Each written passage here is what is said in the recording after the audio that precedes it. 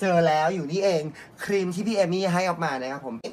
จอลิน่าพลัสครับผมเป็นรกแกะนำเข้าจากประเทศออสเตรเลียนะครับผมตัวนี้เนี่ยมันยังไม่ได้มีแค่รกแกะอย่างเดียวนะมันยังมีวิตามินสำคัญสำหรับผิวอีกหลายตัวมากๆเลยที่ทำให้ผิวของเราเนี่ยมันดีขึ้นครับผมแล้วก็ที่สำคัญอีกอย่างหนึ่งคือเนื้อตัวนี้เนี่ยมันบางเบามากเวลาเราทาเข้าไปที่หน้าใช่ไหมฮะมันก็จะซึมซับไปได้เลยอ่ะแล้วก็ที่สำคัญคือทำให้ผิวของเราเนี่ยมันโกลว์มันใสมันเนียนขึ้นครับเราสามารถทาก่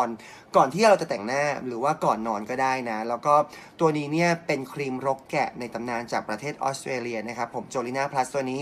มันดีมากๆถ้าเกิดว่าใครที่ยังไม่เคยลองหรือว่าอยากลองหรือไม่เชื่อคำพูดของออฟไปหาลองซะแล้วจะรู้ว่าผลลัพธ์ของมันดีจริงๆครับผมนี่ให้ดูก่อนปึ๊บทาไปเลย